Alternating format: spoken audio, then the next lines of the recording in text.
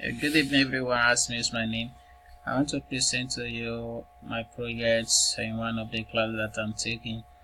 The class is Mechanical Engineering Project, and I'm doing my project on simulation of magnetic oxide with respect to mechanical properties. So basically, I want to investigate mechanical property of magnetic oxide using Lamps. Lamps is one of the powerful software that we can use to simulate material.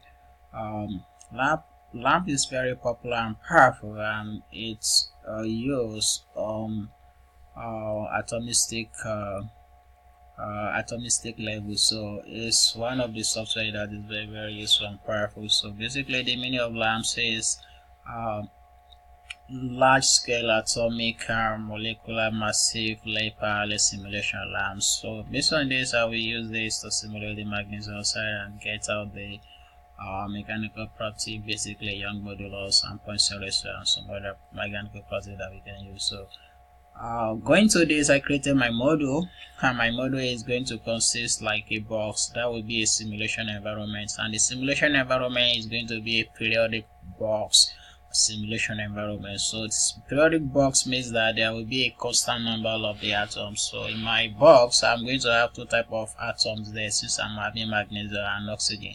So that will be the only two type of atom that I will have. So I can have as many as possible. I can have as many number of these atoms as possible, depending on how fast I want my simulation to run. So in lamps, there's something that we call potential. Potential is going to be the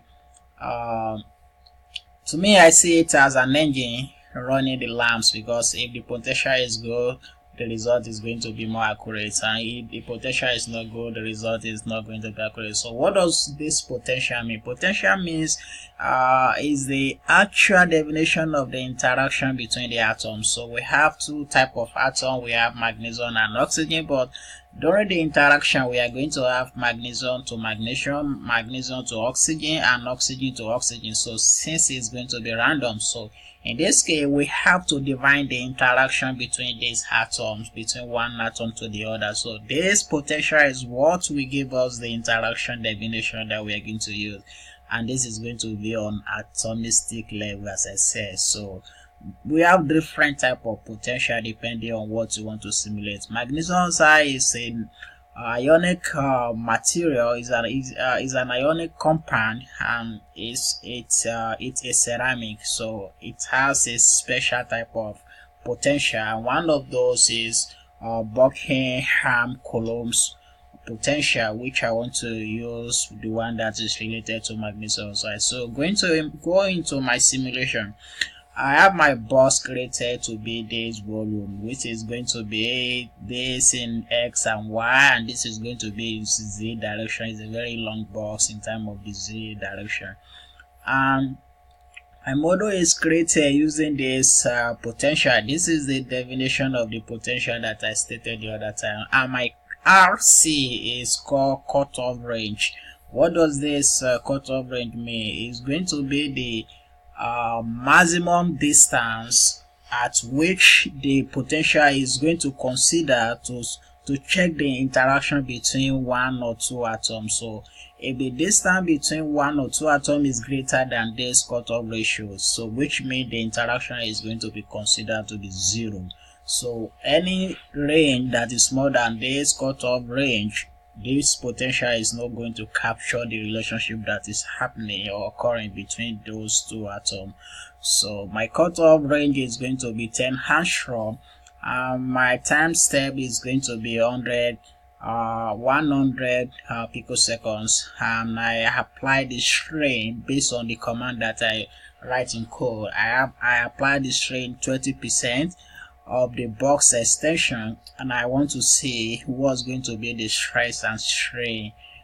From that, I can plot my stress and strain curve and find out the Young modulus, and possibly the Poisson ratio as well will be calculated, and see maybe we are going to have a value that will be much more okay with respect to the literature data that we have outside there. So I did my simulation around 300 kV. So you can see this is the model, this is the initial model. So before I come to this place, basically if you want to run anything in Lamps, the first step is to make sure that the system or the entire system or the atom are at lower level. So what does this mean? You have to let your system be equilibrated. So which means you want to make sure that they are settled down, they are at lowest energy level as much as possible, so that when you apply your command to these atoms, the interaction will be much more reliable and will be much more accurate, because they are not interacting before. You want them to be at lowest energy level so that they will not have any energy being embedded inside them before you apply your command. So this is the initial model, initial molecular model. See, this is the box, and after the application of this string or the tensile test, the box extended to this. You can see the relative changes of this length of this box. This is the z-x direction. You can see the relative changes of this box from this to this. So this is 20% changes of this box, and when I applied that by writing my code, I got this curve from the extension, from the tensile test. This is the stress strain curve, and from this stress strain curve, I can determine my Young modulus. Basically, getting the Young modular, the Poisson ratio as well can be obtained due to the fact that we know the changes in the volume of the box. So I'm doing a uni-Asia tensile test. So Asia tensile test. That's what I'm doing. As a result of that, calculating the Poisson ratio as well is not going to be a problem. So from my strength rate curve, I actually get something that is much more better than what is even expected. Like I said, one of the major concern about these lamps is how accurate your potential is. If your potential is much more accurate, you are going to get something that is meaningful. So from this simulation, the curve that I showed you the other time, I made a line fitted on this curve. The line fitted techniques is what I use to calculate my Young modulus. Approximately, I was very close to 226 gigapascal, which is much more acceptable within the accepted tolerance with literature data. So most of the literature data that we have outside there, starting from 248 or 249 gigapascal to something like 300. This value is much more closer, and it's accepted based on the simulation that we're doing, based on the level of the accuracy of the potential that we use. The Poisson ratio as well is something like 0.237, which is much more reliable as well. So this is the result that I get from my simulation, and I believe it is much more okay with respect to what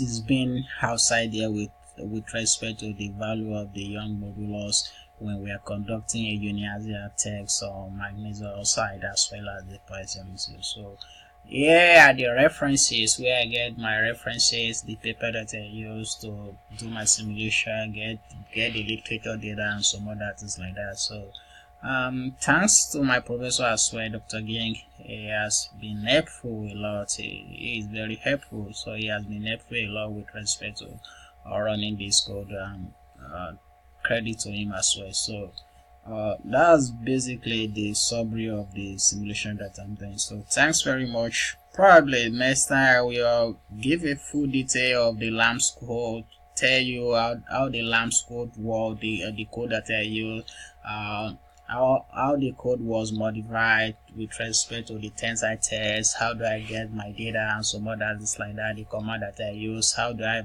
view the results in some of the software that we can use to view the result as well. So thank you very much once again. Have a great night.